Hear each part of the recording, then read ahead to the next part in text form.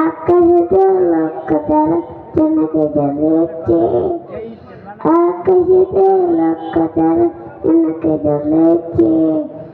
আল্লাহ তাআলার রহমতের দুয়ার খুলেছে, আল্লাহ তাআলার রহমতের দুয়ার খুলেছে। দয়াল নবী দয়াল সেবা নিজের খোদা যাহার বগল, দয়াল নবী দয়াল সেবা নিজের খোদা যাহার বগল। রহমতের আলামিন নবী হয়েছে, রহমতের আলামিন নবী হয়েছে।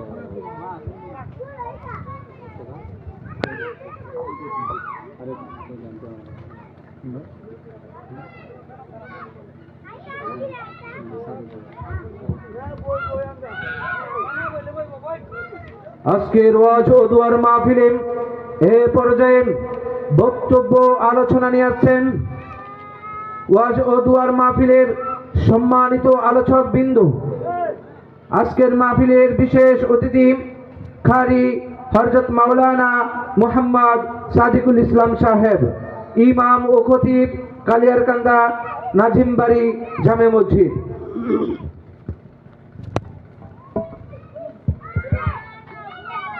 السلام عليكم ورحمة الله وبركاته. إن الحمد لله نحمده ونستعينه ونستغفره ونؤمن به ونتوكل عليه ونعوذ بالله من شرور أنفسنا ومن سيئات أعمالنا. من يهده الله فلا مضل له ومن يضلله فلن تجد له وليا مرشدا. أما بعد فأعوذ بالله من الشيطان الرجيم. بسم الله الرحمن الرحيم.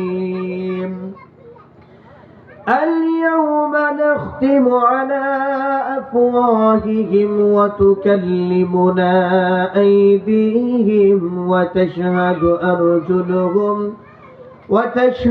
أرجلهم بما كانوا يكسبون. وقال تعالى في شان حبيبه: إن الله وملائكته يصلون على النبي يا أيها الذين آمنوا صلوا عليه وسلموا تسليما. شكرا نمازের দরুদ শরীফ পড়ি। اللهم صل على محمد وعلى آل محمد كما صليت على إبراهيم وعلى آل إبراهيم إنك حميد مجيد. اللهم بارك على محمد وعلى آل محمد كما باركت على إبراهيم وعلى آل إبراهيم إنك حميد مجيد. আলহামদুলিল্লাহ, কালিয়ারকান্দা মরলবাড়ির শিশু কিশোরদের উদ্যোগে ও সকল মৃত ব্যক্তিদের রুহের মাগফিরাত কামনায় সপ্তম বার্ষিক ওয়াজ ও দুয়ার মাহফিলের সম্মানিত সভাপতি কারি আলহাজ হযরত মাওলানা মুহাম্মদ হাবিবুল্লাহ সাহেব দামাত বরকাতুহুম, আজকের মাহফিলের সহ সভাপতিত্ব করতেছেন আলহাজ মোহাম্মদ আব্দুল হামিদ মাস্টার সাহেব। আজকের মাহফিলের প্রধান অতিথি হযরত মাওলানা ইসমাইল হোসেন মুফিদি সাহেব। প্রধান আলোচক হিসেবে উপস্থিত থাকবেন কারি আলহাজ হযরত মাওলানা মুহাম্মদ নুরুল আমিন সাহেব করিমগঞ্জ সহ আরো অধিকার উলামায়ে কেরামগণ আসবেন ইনশাআল্লাহ। সম্মানিত উপস্থিতি, আমরা সর্বপ্রথম মহান আল্লাহ রাব্বুল আলামিনের শুকরগুজার করি যে আল্লাহ তাআলা আজকে আমাদেরকে এই জান্নাতের বাগানে আসার এবং বসার তৌফিক দান করেছেন। এই জন্য আমরা দিল থেকে অন্তরে অন্তঃস্থল থেকে কালিমাতুশ শুকর আদায় করি। সকলে বলি আলহামদুলিল্লাহ। লক্ষ কোটি দুরূদ ও সালাম বিশ্ব মানবতার মুক্তির কান্ডারি দু জাহানের বাদশা ইমামুল মুরসালিন খাতামুন নবিয়্যিন সরকারে দু জাহান আশরাফুল আম্বিয়া নবী মুহাম্মদুর রাসূলুল্লাহ সাল্লাল্লাহু আলাইহি ওয়াসাল্লামের উপর আল্লাহ তাআলার অসংখ্য অগণিত রহমত বরকত বর্ষিত হোক। যারা যুগে যুগে ইসলামের জন্য জান মাল অতিবাহিত করেছেন, আল্লাহ তাআলা তাদের প্রত্যেককে উচ্চ মাকাম জান্নাতুল ফিরদাউস দান করুন। আমরা বলি আমিন। মুহতারাম হাজিরিন, আমি আপনাদের সম্মুখে যে আয়াতে কারিমা তেলাওয়াত করেছি, এই আয়াতে কারিমা অনুসারে কিছু আলোচনা করব। সর্বোপরি আমরা যে আলোচনার বিষয়টা আমি নির্ধারণ করেছি যে আমরা দুনিয়াতে আসলাম, আমরা কিন্তু প্রত্যেকেই কম বেশি গুনাহের কাজ করি। গুনাহের কাজটাকে আমরা গুনাহের কাজ মনে করি না। আমরা যে গুনাহ করি, এই গুনাহটা স্বাভাবিক মনে করলে হবে না। যে গুনাহ আমি করি, ছোট গুনাহ করি বড় গুনাহ করি, যে গুনাহই করি না কেন, এই কাজটাকে আমি ছোট মনে করলে হবে না। আমার এক একটা গুনার জন্য 8টা করে সাক্ষী থাকবে। আমার একটা গুনার জন্য কয়টা সাক্ষী থাকবে? 8টা সাক্ষী থাকবে আমার। তাহলে গুনাহ মনে করতেছি আমরা ছোট, গুনাহ করতেছি একটা, কিন্তু আমাদের সাক্ষী থাকতেছে 8টা।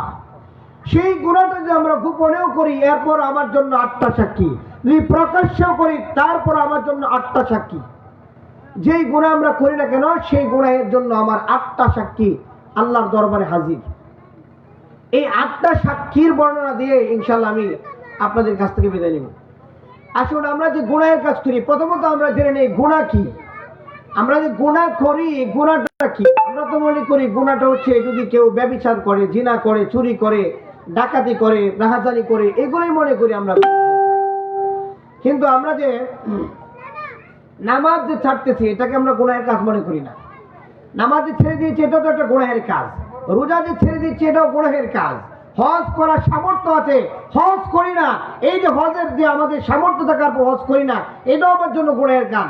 যাকাত দেওয়ার সামর্থ্য আছে, যাকাত দিই না, এটাও তো গুনাহের কাজ।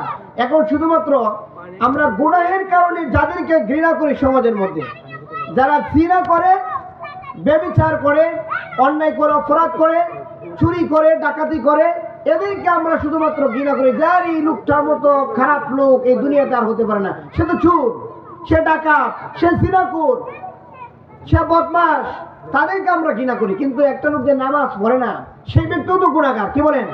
কিন্তু এই নামাজ যে পড়ে না, এই জন্য কয়দিন আমরা ঘৃণা করছি। নামাজ যে পড়ে না, তার জন্য আমরা কয়দিন তাকে ঘৃণা করছি। আজকে জিনাহের কারণে যদি কোনো ব্যক্তি ধরা খেয়ে যায়, কোনো বাড়িতে কোনো এলাকার মধ্যে জিনা করতে গেছে, কোনো নারীর সাথে ধরা খেয়ে যায়, তাকে জুতার মালা পরিধান করানো হয়, তার মুখে গালে চুনকারি দেওয়া হয়, মাথা মুন্ডানো করানো হয়। আর আমরা নামাজ ছেড়ে দিয়েছি, এজন্য আমরা কয়েকজনের সম্পর্ক ত্যাগ করেছি। সম্পর্কের পরিচয় দিতে চাই না যখন গুনাহের কাজ করে। তাই নামাজ যে ছাড়তেছি, এটাও তো একটা বিরাট গুনাহ। পর্দাতে ছেড়ে দিচ্ছি, এটাও তো একটা বিরাট গুনাহের কাজ। কথা বলে ঠিক না? এগুলো তো গুনাহের কাজ। কিন্তু এটার জন্য আমরা কয়েকদিন কাকে ঘৃণা করছি? সন্তান যদি আজকে জিনাহের কাজের মধ্যে, চুরির মধ্যে যে ধরা খায়, ধরা খাওয়ার পরে বাবা সন্তানকে পরিচয় দেয় না।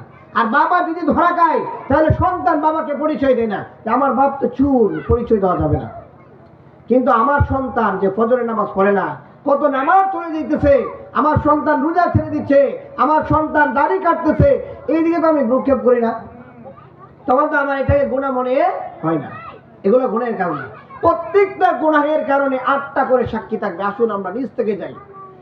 আল্লাহ রাব্বুল আলামিন বলেন, ও দুনিয়ার মানুষ শোনো, যে সমস্ত মানুষেরা গুনাহের কাজ করে, সর্বপ্রথম তার জন্য যেই জমিনের মধ্যে দাঁড়াইয়া, শুইয়া অথবা বসিয়া, যে কোনো অবস্থার মধ্যে যেই জমিনের মধ্যে গুনাহের কাজ করবে, কিয়ামতের ময়দানে সর্বপ্রথম সেই জমিন তার বিরুদ্ধে সাক্ষী হয়ে দাঁড়াবে। আল্লাহ রাব্বুল আলামিন বলেন, ইযা সুলসিলাতিল আরদু সিলসালাহা ওয়া আখরাজাতিল আরদু আসকালাহা। জমিন সেদিন সব বের করে দিবে, সব উদ্ধার করে উতলে বের করে দিবে জমিন। তখন আপনি পালাবেন কোথায়? আজকে মনে করেন যে কম্বলের নিচে আর লেপের নিচে যদি আমি গুনাহের কাজ করি, মনে হয় আল্লাহ দেখবে না। জমিন দেখবে না। কম্বলের নিচে আপনি যে গুনাহের কাজ করলেন, যেই জমিনটার মধ্যে, যেই খাটের মধ্যে শুইয়া গুনাহের কাজ করেছেন, সেই কাঠ কিয়ামতের ময়দানে কি আপনার বিরুদ্ধে সাক্ষী হয়ে দাঁড়াবে। তাহলে 1 নাম্বার সাক্ষী হলো জমিন। জমিনের মধ্যে আমরা 3 সুরতে গুনাহ করে থাকি, হয়তো দাঁড়াইয়া, নয়তো বসিয়া, নয়তো শুইয়া। 3 সুরতে আমরা গুনাহের কাজ করে থাকি জমিনের মধ্যে। তাহলে 1 নাম্বার সাক্ষী জমিন হয়ে যায়, তখন কি ছোড়ার ভাব আছে? ছোটার কোনো ভাব নেই। 2 নাম্বার সাক্ষী হলো আমার পা। যেই পা দিয়ে দাঁড়াইয়া, হাঁটিয়া, চলাফেরা করা অবস্থায় গিয়া গুনাহের কাজ করলাম, চুরি করলাম, জিনা করলাম, ব্যভিচার করলাম, অন্যায় করলাম, অপরাধ করলাম, যেই পা দিয়ে হেঁটে হেঁটে, কিয়ামতের ময়দানে সেই পাটা আপনার বিরুদ্ধে সাক্ষী হয়ে দাঁড়াবে। আমার পাকে আমি কত যত্ন করলাম, আমার পায়ের মধ্যে কোনো ময়লা যেতে না পড়তে পারে, আমার পায়ের মধ্যে যাতে ঠান্ডা যেতে না লাগে, এই ঠান্ডার দিনে মোজা পড়তেছি, আবার সুজুতা পাও দিতেছি, পাকে বড় যত্ন করতেছি। পায়ের মধ্যে কোনো আঘাত পেলে যদি কাঁটা কখনো বিঁধে যায়, তাহলে কাঁটাকে খোলার জন্য বড় চিকিৎসা নিচ্ছি। কারণ কেন? আমার পাটা সুস্থ রাখতে হবে। কিন্তু এই পা কিয়ামতের ময়দানে আপনার বিরুদ্ধে 2 নাম্বার সাক্ষী দেবে। বলবে রব্বুল আলামিন, তুমি এই পা দিয়েছিলা হেঁটে হেঁটে যাইয়া আল্লাহর কোরআন শিক্ষা করার জন্য, হেঁটে হেঁটে যাইয়া মানুষকে কল্যাণের কথা বলার জন্য, হেঁটে হেঁটে যাইয়া মানুষের খেতে খামারে কাজ করার জন্য, ভালো ভালো কাজ করার জন্য। কিন্তু সেই পা দিয়া হাঁটছে ঠিকই, কিন্তু নেকের কাজ করে নাই। সেই পা দিয়ে হাঁটছে ঠিকই, চলছে ঠিকই, কিন্তু গুনাহের কাজ করেছে, এজন্য পা আপনার বিরুদ্ধে সাক্ষী হয়ে দাঁড়াবে। তাহলে 2 নাম্বার সাক্ষী হয়ে গেল পা। 1 নাম্বার সাক্ষী কি মনে আছে আপনাদের? বলেন তো দেখি কি 1 নাম্বার?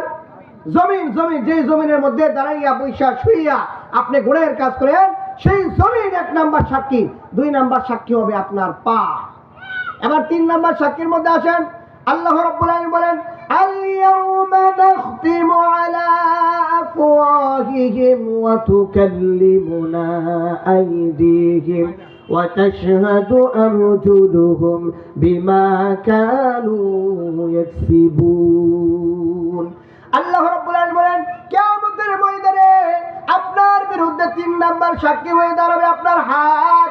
যেই হাত দ্বারা আপনি অন্যায় করেছেন, অবিচার করেছেন, যেই হাত দ্বারা মানুষদেরকে আঘাত করেছেন, যেই হাত দিয়ে মানুষের হক গোলা মেরে খেয়েছেন, যেই হাতের কলমের কোচাই দিয়া লক্ষ লক্ষ টাকা দুর্নীতি করেছেন, যেই হাত দ্বারা মানুষের কাছ থেকে ছিনাইয়া টাকা পয়সা নিয়ে আসছেন, যেই হাত দ্বারা গরিব অসহায় মানুষের উপর হাত দিয়ে জুলুম করেছেন, সেই হাতকে আমাদের ময়দানে রব্বুল আলামিনের কাছে বলবে, রব্বুল আলামিন, এই হাত দিয়েছিল, এই হাত দিয়ে মানুষের কাছে কল্যাণের কাজ করার জন্য, সেই হাত দিয়েছিল তুমি মানুষকে আহ্বান করার জন্য, মানুষকে আদর করার জন্য, মানুষকে ভালোবাসা দেখানোর জন্য, ভালো কাজগুলা জমিনের মধ্যে করার জন্য। কিন্তু সেই হাত দ্বারা গরিবের উপর জুলুম করেছে। এই হাতটাই কিয়ামতের ময়দানে আপনার বিরুদ্ধে 3 নাম্বার সাক্ষী হয়ে দাঁড়াবে। এই হাত আল্লাহ তাআলা দিয়েছেন মানুষকে আদর করার জন্য, মানুষকে আহ্বানের দিকে ডাকার জন্য, মানুষের ভালো ভালো কাজ করার জন্য। কিন্তু সেই হাত দিয়ে আপনি চুরি করছেন। এই হাতটাকে আপনি যত্ন কম করছেন, প্রতিদিন সাবান 4 বার করে লাগাইতেছেন। কিন্তু এই হাত কি? এই হাত দ্বারা যে মোবাইল দেয়া অশ্লীল সিনেমা দেখতেছেন, নাটক দেখতেছেন, এই আঙ্গুল দ্বারা, হাত দ্বারা। এই হাত কি কিয়ামতের ময়দানে আপনার বিরুদ্ধে সাক্ষী দেবে রব্বুল আলামিন। এই হাত দিয়েছে, আঙ্গুল দিয়া সুবহানাল্লাহ পড়ার জন্য, ফজরের নামাজ পড়ে, আসরের নামাজ পড়ে সুবহানাল্লাহ আলহামদুলিল্লাহ পড়ার জন্য। কিন্তু এই হাতের আঙ্গুল দ্বারা তারা সুবহানাল্লাহ পড়ে নাই, এই হাতের আঙ্গুল দ্বারা তারা অশ্লীল গুনাহের কাজ করেছে। হাতের আঙ্গুল দ্বারা তারা অশ্লীল গুনাহের কাজ করেছে। এই হাতটা আপনার বিরুদ্ধে সাক্ষী হয়ে দাঁড়াবে। এবার আসেন 4 নাম্বার সাক্ষী। একটা গুনাহের জন্য সাক্ষী কয়টা? সাক্ষী হলো 8টা। তাহলে আমরা কয়টা বললাম? 3টা বললাম। 1 নাম্বার সাক্ষী হলো জমিন, 2 নাম্বার সাক্ষী হলো পা, 3 নাম্বার সাক্ষী কি? হাত। এবার 4 নাম্বার সাক্ষী, আল্লাহ রাব্বুল আলামিন আমাকে 2টা কান দিয়েছেন, কান দিয়ে ভালো কিছু শোনার জন্য। কিন্তু কানের মধ্যে যুবক যুবতীরা ইয়ারফোন লাগাইয়া, হেডফোন লাগাইয়া, এরপর অশালীন গান বাজনা, নাটক, সিনেমা দেখতেছে। আছে না নাই? অপরাধ আছে। অনেক সময় ছেলেদেরকে যদি আমরা সালাম দিই, সালামের উত্তর পর্যন্ত দিতে পারে না, কারণ তাদের কানের মধ্যে এমন আওয়াজ তারা দিয়ে রাখছে। অনেক অটোর মধ্যে উঠলে দেখা যায় ছেলের কানের মধ্যে আগে ইয়ারফোন, ইয়ারফোনের কারণে পিছনের গাড়ি আসিয়া ধাক্কা লাগাইয়া দেয়, এরপরও তার কোনো টের নাই। আছে না এরকম? এমন যুবকরা আছে ইয়ারফোন কানের মধ্যে লাগে ধুমধাম গান শুনতেছে, আর পিছন দিয়া অন্য ড্রাইভাররা হয়রান দিতে দিতে তারা যান শেষ, এমন অবস্থা। আবার তারা বক্স লাগাইয়া গান বাজনা করতেছে। এই কান দ্বারা যে আপনি গান শুনলেন, অশালীন কথাবার্তা শুনলেন, অশালীন ভাষায় যেগুলো হচ্ছে এগুলো আপনি শুনতেছেন, কিয়ামতের ময়দানে কিন্তু এই গানটা এই কানে আপনার বিরুদ্ধে সাক্ষী হয়ে দাঁড়াবে। তাহলে 4 নাম্বার সাক্ষী হলো আল্লাহ রাব্বুল আলামিন কান দিয়েছেন ভালো কিছু শ্রবণ করার জন্য। এই কানগুলো আল্লাহর সবচেয়ে বড় নিয়ামত। যদি দুনিয়ার কোনো কিছু আমি না শুনতে পাইতাম, যদি এই দুনিয়ার আলো বাতাস যা কিছু হচ্ছে, ঝড় তুফান যত কিছু আছে, একজনের আরেকজনের ভাষা বুঝাবুঝি, যদি এই কান আমার না থাকতো তাহলে বুঝতে পারতাম না। কিন্তু এই কান দ্বারা যখন আমি অশালীন কোনো কিছু শুনবো, কিয়ামতের ময়দানে এই কান আমার বিরুদ্ধে সাক্ষী হয়ে দাঁড়াবে। এবার আসেন 5 নাম্বার সাক্ষী। 5 নাম্বার সাক্ষী হলো কিয়ামতের ময়দানে আল্লাহ রাব্বুল আলামিনের কাছে আপনার চক্ষু দুটো সাক্ষী দিয়ে বলবে, রব্বুল আলামিন এই চোখ তুমি দিয়েছিলা দুনিয়ার মধ্য থেকে ভালো কিছু দেখার জন্য, এই চক্ষু দ্বারা ন্যায় বিচার করার জন্য, ইনসাফ করার জন্য, মানুষকে দেখে দেখে ভালো পরামর্শ দেওয়ার জন্য। এই চক্ষু দিয়েছিলা কোরআনুল কারীমের তেলাওয়াত দেখার জন্য, এই চক্ষু দিয়েছিলা চোখ দিয়া কোরআন দেখার জন্য, তুমি রবকে দেখার জন্য। এই চোখ দিয়েছিলা মানুষের ভালো কাজগুলো দেখার জন্য, মন্দ কাজ দেখে বাধা দেওয়ার জন্য। কিন্তু এই চক্ষু দ্বারা সে কি করেছে? এই চক্ষু দ্বারা এত বড় একটা নিয়ামত, পৃথিবীর মধ্যে যত বড় নিয়ামত আছে চোখের চাইতে বড় নিয়ামত নাই। যারা অন্ধ ব্যক্তি তাদেরকে জিজ্ঞাসা করে দেখবেন যে পৃথিবীর মধ্যে সবচেয়ে ভালো নিয়ামত কোনটা, তারা বলবে এই চোখের চাইতে আর কোনো ভালো নিয়ামত হতে পারে না। দেখেন অনেক মানুষ যদি হাসপাতালে যান, গিয়ে দেখবেন চক্ষু বিশেষজ্ঞ যে ডাক্তার আছে বা এই যে চেম্বারটা আছে অথবা আপনার যে ওয়ার্ডটা আছে, এই ওয়ার্ডের মধ্যে গিয়ে দেখবেন তাদের চোখের কি কদর আছে। এই চোখগুলা অনেক মানুষ এই যে 2টা মার্বেল অনেক সময় মোবাইলের আওয়াজের আলোর কারণে এই মার্বেল 2টা ফুটে যায়, পুড়ে যায়, অন্ধকার হয়ে যায়, কত অপারেশন চোখের মধ্যে হইতেছে। কিন্তু আপনি আমার চক্ষুগুলাকে আল্লাহ তাআলা এই জন্য দিয়েছে যে দিনকে দিন রাতকে রাত নাটক, সিনেমা, ব্যভিচার, অশ্লীলতা এই মোবাইলের মাধ্যমে দেখবো। তাহলে কি এই চক্ষু ভালো থাকবে? এই চক্ষু ভালো থাকবে না। এই চক্ষু একদিন নষ্ট হয়ে যাবে, ফুটে যাবে এই চক্ষু একদিন। বিজ্ঞানীরা বলেন এই যে মোবাইলের আলোটা আছে, এই মোবাইলের আলোটা যখন চোখের মধ্যে লেগে যায়, রাতের আধারে যারা এই মোবাইল দ্বারা দেখতেছে অশ্লীল দেখতেছে, আর এই চোখের পাওয়ারটা আস্তে আস্তে আস্তে আস্তে কমে যেতেছে, এই মার্বেলটার আলো আস্তে আস্তে কমে যেতেছে। যখন কমে যাবে একবার অন্ধ হয়ে যাবে, তখন স্থানীয় অপারেশনও করাইতো না, পরে বড় অপারেশন, পরে চোখ বাইর করে অপারেশন, এর বড় আর করাইতো না, পরে টেম্পার করাইতো না, চশমায় 1000 করে লাগানো কাম হইতো না। তা কাজেই এই চক্ষু দ্বারা কি, যখন আমি গুনাহের কাজ করবো কিয়ামতের ময়দানে এই চক্ষু আমার বিরুদ্ধে সাক্ষী হয়ে দাঁড়াবে। তাহলে 1 নাম্বার সাক্ষী হলো জমিন। 1 নাম্বার সাক্ষী কি? 1 নাম্বার সাক্ষী হলো জমিন, 2 নাম্বার সাক্ষী হলো আমার পা, 3 নাম্বার সাক্ষী হলো আমার হাত, 4 নাম্বার সাক্ষী হলো আমার কান, 5 নাম্বার সাক্ষী হলো আমার চক্ষু। এবার আসেন 6 নাম্বার সাক্ষী হলো কিরামান কাতিবিনা ইয়ালামুনা মা তাফআলুন। আল্লাহ রাব্বুল আলামিন প্রত্যেকটা বান্দার সাথে 2 জন করে সম্মানিত লেখক ফেরেশতা দিয়েছেন। কয়জন ফেরেশতা দিয়েছেন? 2 জন ফেরেশতা। আল্লাহ রাব্বুল আলামিন 2 কাঁধে দিয়েছেন। ডান কাঁধের ফেরেশতা নেক আমলগুলো লিখতেছে, বাম কাঁধের ফেরেশতা বদ আমলগুলো লিখতেছে। ও দুনিয়ার মানুষ শুনো, ডান কাঁধের ফেরেশতা যখন নেক আমল বান্দা করে সাথে সাথে লিখে দেয়, আর বাম কাঁধের ফেরেশতা যখন গুনাহের কাজ করে তখন ডান কাঁধের ফেরেশতাকে জিজ্ঞাসা করে, ভাই সে তো গুনাহ করেছে, গুনাহ কি লিখবো নাকি? গুনাহ কি লিখবো নাকি? তখন ডান কাঁধের ফেরেশতা বলে, না এখন লিখিও না, তাকে একটু সুযোগ দাও। আল্লাহ রাব্বুল আলামিন আমাকে গুনাহ করার পরও সুযোগ দেন নেক আমল করার জন্য। হাদিসে পাকের মধ্যে নবীজি বলেন, যদি কোনো ব্যক্তি কোনো গুনাহের কাজ করে ফেলে, সাথে সাথে সে যেন একটা নেক আমল করে ফেলে, যদি নেক আমলটা সাথে সাথে করে ফেলতে পারে, তাহলে তার গুনাহটা লেখার পরিবর্তে নেকটাই লেখা হয়ে যাবে। বলেন সুবহানাল্লাহ। সাহাবায়ে কেরাম প্রশ্ন করেন, ইয়া রাসূলুল্লাহ, নেক আমল তো তখন আমরা সাথে সাথে কিভাবে করব? লা ইলাহা ইল্লাল্লাহু মুহাম্মাদুর রাসূলুল্লাহ সাল্লাল্লাহু আলাইহি ওয়াসাল্লাম, এটা কি করুন নেক আমলের অন্তর্ভুক্ত কিনা? নবীজি সাল্লাল্লাহু আলাইহি ওয়াসাল্লাম বলেন, এটা হলো সর্বশ্রেষ্ঠ নেক আমল। যদি তুমি কোনো গুনাহের কাজ করো, সাথে সাথে গুনাহ করার পরেই যদি পড়ো লা ইলাহা ইল্লাল্লাহ, তাহলে গুনার পরিবর্তে নেক আমলটাই লেখা হয়ে যায়। বলেন সুবহানাল্লাহ।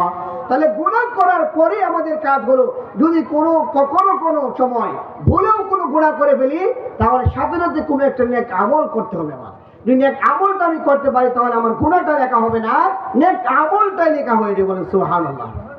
রাসূল করিম সাল্লাল্লাহু আলাইহি ওয়াসাল্লাম বলেন, যখন কোনো বান্দা গুনাহের কাজ করে, তখন তার ডান কাঁধের ফেরেশতাকে জিজ্ঞাসা করে, ও ভাই গুনাহের কাজ লিখবো কিনা? যখন কোনো বান্দা একটা গুনাহ করে, এরপর তার আমল নামার মধ্যে একটাই গুনাহ লেখা হয়, আর যখন একটা নেক আমল লেখা হয়, তখন তার জন্য বরাদ্দকৃত অসংখ্য নেক আমল লেখা হয়। নাকি শুধু লিখতেই থাকবে ফেরেশতা, কারো কাছে অনুমতি লাগবে না। কাজে আমরা যদি নেক আমল বেশি করি, গুনাহের কাজ কম করি, তাহলে ভালো না? তাহলে আমার 6 নম্বর সাক্ষী হলো যে আমার 2 কাঁধে 2 ফেরেশতা, তারা কি কিয়ামতের ময়দানে আমার সাক্ষী হয়ে দাঁড়াবে। এবার হচ্ছে 7 নম্বর সাক্ষী। 7 নম্বর সাক্ষী কি? নবী সাল্লাল্লাহু আলাইহি ওয়াসাল্লাম বলেন, কিয়ামতের ময়দানে একটা বান্দার জন্য 8টা করে সাক্ষী থাকবে। এর মধ্যে 7 নম্বর সাক্ষী হবে তার চামড়া। দেহের যে চামড়া আছে, এই চামড়াটাকে যে কোনো ভাবে ব্যবহার করা যায়। এই চামড়ার মধ্যে না কত সাবান লাগাইলেন, কত শ্যাম্পু লাগাইলেন, কিন্তু কিয়ামতের মধ্যে এই চামড়া আপনার বিরুদ্ধে সাক্ষী হয়ে দাঁড়াবে রব্বুল আলামিন। এই চামড়াটা দিয়ে চিরা দেহটাকে সুন্দর করে রাখার জন্য, ডেকে রাখার জন্য, কিন্তু এই চামড়াটা দিয়ে অনেকেই ব্যবসা করতেছে, কি করতেছে না? এই চামড়া দিয়ে অনেক মানুষের ব্যবসা করতেছে, বিশেষ করে নারীরা। এই চামড়া দেহটাকে দেখাইয়া, এরপর বেপর্দা হইয়া রাস্তার মধ্যে তার চেহারাটাকে দেখাইয়া, বেপর্দা অশ্লীলতা ভাবে দেখাইয়া, তারপর কি করতেছে? ব্যবসা করতেছে। নাউযুবিল্লাহ। নারীদেরকে আল্লাহ রাব্বুল আলামিন বলছেন পর্দায় থাকার জন্য, কিন্তু তারা বেপর্দা হয়ে চলতেছে, আল্লাহর কথার বাইরে চলতেছে।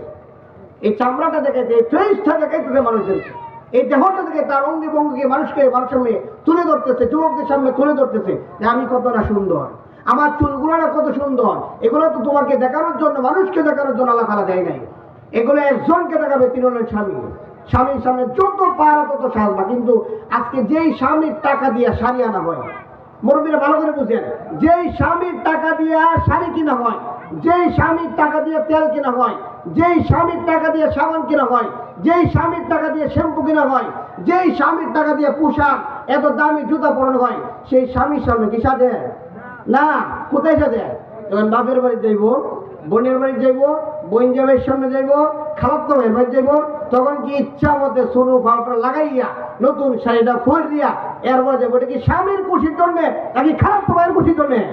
খালাতো ভাইয়ের খুশির জন্য, দুলা ভাইয়ের খুশির জন্য মিয়া, স্বামীর খুশির জন্য না। অত কার টাকা? স্বামীর টাকা। অথচ দেখানোর কথা ছিল স্বামীকে, কিন্তু স্বামীকে দেখায় না। স্বামীকে দেখা, হ্যাঁ দেখা না, দেখা দুলা ভাই কি আমার এটা পছন্দ করে কিনা, আমার শাড়িটা, আমার ব্লাউজটা, বা আমার যে কি জানি কর এই সেলোয়ার কামিজটা, এগুলো থেকে পছন্দ করছে কিনা। যদি দুলা ভাই লাইক করে তারে আলহামদুলিল্লাহ, আমার এটা সাকসেস হয়ে গেছে, আমার কাপড়টা খুব সুন্দর। আমার খারাপ তো ভাই যদি পছন্দ করে, হ্যাঁ তাহলে আলহামদুলিল্লাহ, আমার কাপড়টা খুব সুন্দর হয়েছে। হ্যাঁ কেলা কইছে, দুলা ভাই কইছে, কারণ কেন? হ্যাঁ কাপড়টা খুব সুন্দর, তোমার খুব ভালো লাগছে, nice nice to meet you, তোমার খুব ভালো লাগছে, খুব সুন্দর লাগছে। কিন্তু কি দেখানোর কথা ছিল নারীকে। তাহলে এই চামড়া দিয়ে আল্লাহ রাব্বুল আলামিন, হ্যাঁ চামড়ার কিয়ামতের ময়দানে আপনার বিরুদ্ধে সাক্ষী হয়ে দাঁড়াবে। এবার শুনে 8 নম্বর সাক্ষী।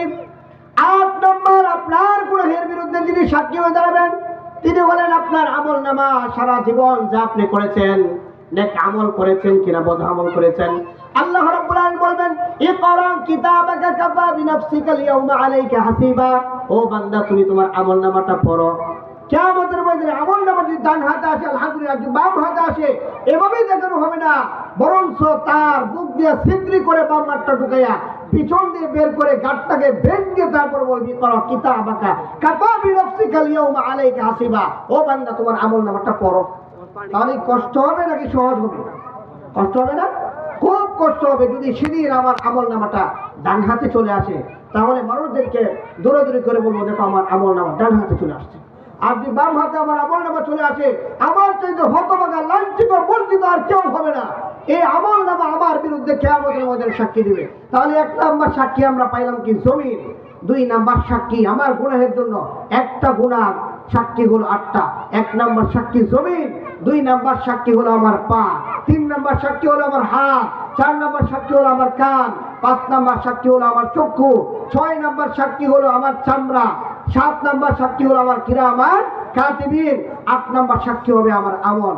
ও মুসলমান ভাইরা, যদি আমরা আমল না করি তাহলে আমার আমলে আমার বিরুদ্ধে সাক্ষী দিবে। যদি এইভাবে একটা গুনার জন্য 8টা সাক্ষী থাকে তাহলে আল্লাহর আদালত থেকে ছুটতে পারবেন এমন কোন লোক আছেন? এমন কোন লোক নেই, আল্লাহর আদালত থেকে ছুটতে পারবেন না। অতএব গুনাহমুক্ত জিন্দেগি করতে হবে। যখনই আপনি একটা পা সামনে দিয়ে আগাবেন দেখবেন পাটা কি গুনাহের দিকে আগাইতেছেন নাকি অন্য দিকে আগাইতেছেন। আপনার সন্তানগুলোকে দিনের শিক্ষা দিতে হবে। আমরা তো প্রথম এই জায়গায় ভুল করি, গুনার যে আমরা সৃষ্টি করি, গুনাহটা কিন্তু আমরাই সৃষ্টি করি। কেমন ভাবে সৃষ্টি করি? আমরা অনেক সময় পরে বলে কি যে শয়তানে ধোঁকায় করি, শয়তানে দোষে হুজুর নামাজ এই কারণে করি না। আসলে এটা তৈরি করতেছি আমরা। আমাদের যে মূল ফাউন্ডেশন, এই সন্তান যখন জন্মগ্রহণ করে তাকে তখন দিনের শিক্ষা দেওয়া, কোরআনের শিক্ষা দেওয়া। কিন্তু এই শিক্ষাটার জন্য আমরা কি অনেক দূরত্ব বজায় রাখছি। আচ্ছা বলুন তো কতটুকু দূরত্ব আমরা রাখছি? আমরা ফজরের পরে প্রত্যেকটা মসজিদের মাইকে রাখছি মক্তবে ছাত্রছাত্রীরা তোমরা অতি তাড়াতাড়ি চলে আসো, কিন্তু কয়টা কিন্ডারগার্টেনে ডাকছেন বলছে? বলেন আপনারা কয়টা কিন্ডারগার্টেনে ডাকছিল যে স্কুলের ছাত্ররা তোমরা তাড়াতাড়ি চলে আসো? ডাকছে একদিন? কোনোদিন ডাকে নাই। কিন্তু আমরা কি ফজরের পরে প্রতিদিন ডাকি, এরপর যাইতে যাইতে 8টা, এরপরেও যাইতে যাইতে কি ছাত্র যাইতে 8টা বাজছে না যাওয়ার কিনে অব্দি রয়েছে কেন একদম হুজুরের তখন যে সোহাগ ফজরের পর থেকে পড়াইতে 8টা বাজে আছে, 8:30 বাজে আছে হুজুরে। এরপরেও কি পরে অভিযোগ হলো হুজুর আমার ছেলে 60 বছর ধরে পরে অনপ্রাসিত হইতে হয় না, কারণ নাকি দুষ্কার হুজুরে, দুষ্কার হুজুরে। কিন্তু এটার মধ্যে কোনো গুরুত্ব নাই। আমি দেখি সকালবেলা 7টা 8টা বাজার আগে সন্তানরা মক্ত হুজুর আমার ছেলেরা ছুটিতে লাইন 3টা 7টা বাজে, 5 7:30 বাজে ছুটিতে লাইন। এখন লয়ে যাকটা মা বাবা ভাই বোন এরা লয়ে যায়। মা আগে সাজে লিপস্টিক লাগাইয়া বুড়াটা লাগাইয়া মা আগে সাজে করতেছে হুজুর আমার ছেলে ছুটিতে লাইন 8টা বাজে 3টা আছে। দেখেন গুরুত্ব কোথায়? ফাউন্ডেশন আমরা নষ্ট করেছি মিয়া, ফাউন্ডেশন আমরা নষ্ট করেছি। আজকে মসজিদের মধ্যে নামাজি দেয় কেন? ফাউন্ডেশন আমরা নষ্ট করেছি মিয়া, ফাউন্ডেশন আমরা নষ্ট করেছি। এই সন্তানটা ঘুম থেকে উঠিয়া আগে বক্তব্য দেওয়া দরকার ছিল, বক্তব্য যতটুকু টাইম ছিল ততটুকু টাইম করানোর দরকার ছিল। তাহলে আপনার সন্তান কোরআনের শিক্ষা পাইতো, তাহলে আপনার সন্তান নামাজি হইতো, তাহলে আপনার সন্তান গুনাহমুক্ত জিন্দেগি করতো। ফাউন্ডেশন আমরা নষ্ট করে দিয়েছি, কোরআনের শিক্ষা দিয়ে আমার সন্তানকে দূরে সরে দিয়েছি। আমার ফাইবারের চিন্তা করেছি, আমি কিন্ডারগার্টেনের চিন্তা করেছি, কিন্তু আমার সন্তানকে কোরআনের শিক্ষা চিন্তা আমি করি নাই। তাহলে গুনাহের ফাউন্ডেশন আমরা নিজেরা তৈরি করে দিয়েছি, ঠিক না? গুণের ফাউন্ডেশন আমরা নিজেরা তৈরি করছি। অতএব মা বোনের যারা শুনতেছেন, আগে আপনারা চিন্তা করেন কিন্ডারগার্টেন না, আগে চিন্তা করেন আমার সন্তান কোরআনের শিক্ষা অর্জিত হবে, আগে চিন্তা করেন আমার সন্তান আদর্শময় সন্তান হবে, আগে চিন্তা করেন আমার সন্তানের জন্য আমি মৃত্যুর পরেও যেই কোরআন আমার জন্য কাজে লাগবে, আমার সন্তান তেলাওয়াত করবে, সেই ফাউন্ডেশন আমি করব। আমার সন্তানের চরিত্র যদি গঠন করতে হয় আগে কোরআনের শিক্ষা আমার সন্তানকে দিতে বলেন, কথা ঠিক কিনা না? তাহলে কোরআনের শিক্ষাটাকে কি আগে প্রাধান্য দিতে হবে।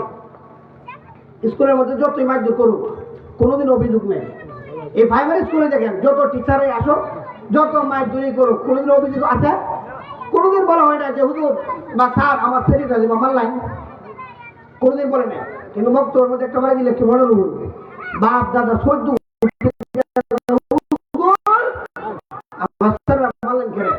মারলেন কেন, কত অভিযোগ। অতএব কোরআনের শিক্ষা থেকে আপনি দূরে সরানোর জন্য আপনি যথেষ্ট। এই যে অভিযোগটা, এই অভিযোগটা যে আপনার সন্তানকে কেড়ে নিয়েছে জীবন। কোরআনের শিক্ষা থেকে দূরে সরাবেন না, গুণামুক্ত জিন্দেগি করেন। গুণামুক্ত জিন্দেগি করার জন্য আগে ফাউন্ডেশন কি? কোরআনের ফাউন্ডেশন। আশপাশে অনেক মাদ্রাসা আছে, এই যে আমাদের অ্যাডভোকেট সাহেবের মাদ্রাসা আছে, ওনার মাদ্রাসাদের আগে কোরআনটা শিখুন, এরপর আপনি জজ বানান, রেজিস্ট্রার বানান, আর্মি বানান, বিডিআর বানান, সব সেক্টর আপনি দেন, কোনো আপত্তি না। কোরআনটাকে শিখান, পারবেন ইনশাআল্লাহ সবাই। আল্লাহ রাব্বুল আলামিন যতটুকু আলোচনা করেছি আমাদের সকলকে আমল করার তৌফিক দান করুন, আমিন। হাযা ওয়া আখিরু দাওয়ানা আলহামদুলিল্লাহি রাব্বিল আলামিন।